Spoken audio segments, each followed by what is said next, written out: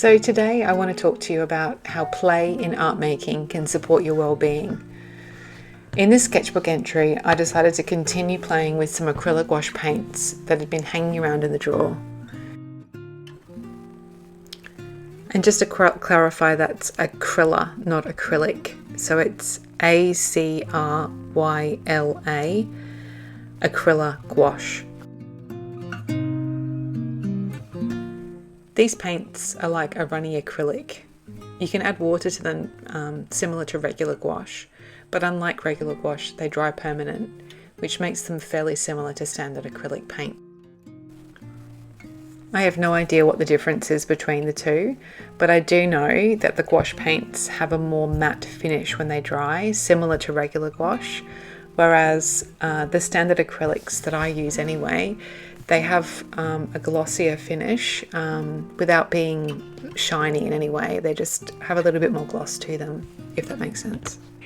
But having said that, the acrylic gouache does dry a lot with a lot more vibrancy than my usual acrylics do. With the normal acrylics, I have to really add the varnish to get them as vibrant as they can be, whereas with the acrylic gouache, they're very vibrant before any varnish. So the intention for these short sketchbook videos is to let go a bit and remind myself that play and exploration, making terrible art, and free artistic expression are valuable parts of the creative process. Sometimes we can get so caught up in the end result and these fixed rules we impose upon ourselves, and then we forget that there is actually joy in discovering the process. The process has so many benefits to it, regardless of what the outcome and the finished art looks like. When I started this little painting session, I did have abstract in mind. I paint a lot of realistic flowers and scenes, and which take me a long time, in my original artworks. But I have this desire to sort of practice what I preach a little bit more and to spend more time in this play and exploration phase, trying things that I don't normally do, and pushing myself out of my comfort zone. For this short painting session, I abandoned any planning and intended to literally make it up as I went along. I started with some washi tape on the page to create 8 rectangles. I started safe, laying down some blue and pink paint, which became a muddy purple, with a smallish flat brush. I did add some extra water here and there to increase fluidity and transparency, but this part of the process felt familiar and eased me in. Next, I mixed some yellow and I got the bubble wrap out, which is actually my new favourite way of applying paint. If you haven't tried this, do it, it's a joy. This process feels freeing and reckless, which is a great energy contrast from the safe paintbrush approach. I'd be interested in how this process makes you feel. I can imagine that some people really struggle with the randomness and almost childlike detour to traditional painting, but I really love it. As I picked up momentum, I started to ask myself what colour next, and I grabbed black, which I don't even own in my standard set of acrylics. I only actually use a really dark brown, a raw umber, in my standard acrylics. Anyway, I grabbed the black on a smallish round brush and laid down strokes and swirls. I just wanted to add a bit of contrasting rebel to the piece, knowing that this was a light, fun piece and that less is more. Next came some tiny dots.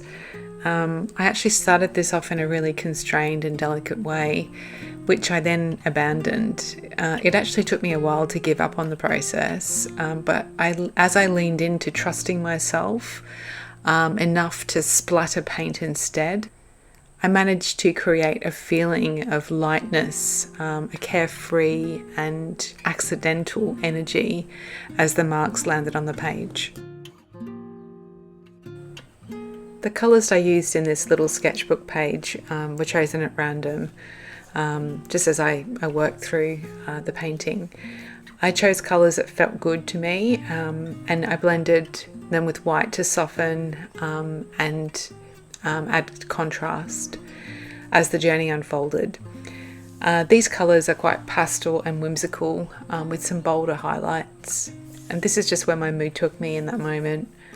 When I was happy to call it a day and let the painting dry, I felt a rush of satisfaction in letting my creativity flow as I leaned into trusting my decisions to create layers of delicate interest in this piece, even though it's not something that I would usually paint. Peeling the tape at the end is always a pure delight. Look how pretty these little random splashes of colour jump off the page. So I hope you can now see how I naturally tuned into myself a little more as I leaned into the creative process, trusting myself to make whatever choices flowed, to experiment and just let go and see where it took me, allowing my emotions to choose the colours and the strokes and just seeing where it ended up.